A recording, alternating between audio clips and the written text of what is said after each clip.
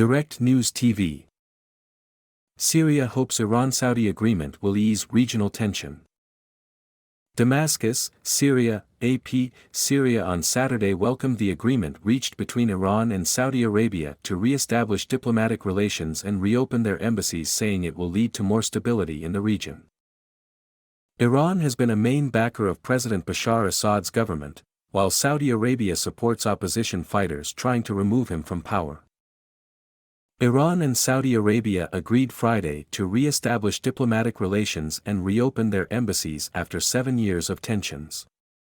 The major diplomatic breakthrough negotiated with China decreases the likelihood of armed conflict between the regional rivals, both directly and in proxy conflicts. The deal was struck in Beijing amid China's ceremonial National People's Congress.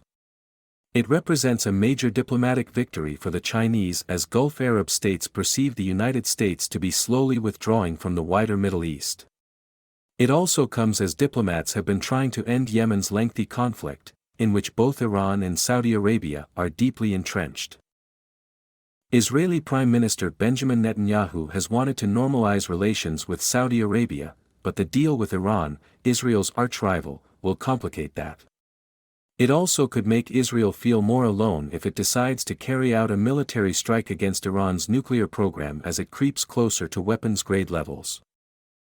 It was not immediately clear if the agreement between Saudi Arabia and Iran will help end Lebanon's political deadlock.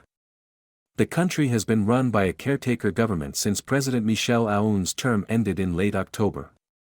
Lebanon has been without a president since then amid deep divisions in the country's parliament.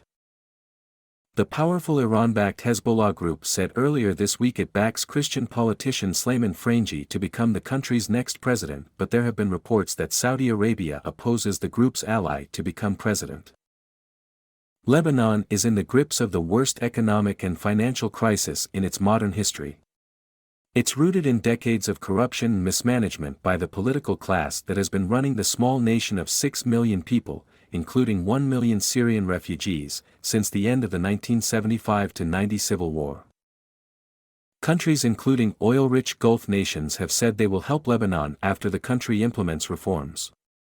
That could release billions of dollars in investments and loans.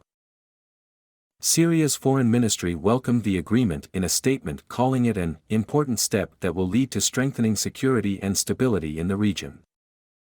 It added that the agreement will also lead to cooperation that will reflect positively on the common interests of the peoples of the two countries in particular and the peoples of the region in general.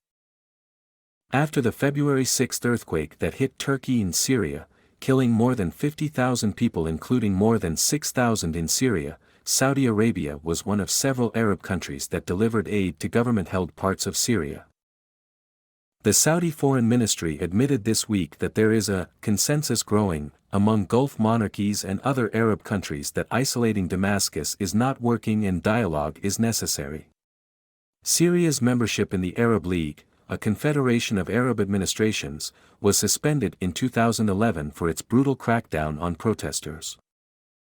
Syria's conflict, which enters its 13th year next week, has killed nearly 500,000 people and displaced half the country's pre-war population of 23 million. My name is Kingsley. Please like, share, subscribe and hit that notification bell so you can be the first to be notified whenever we post. You won't regret it.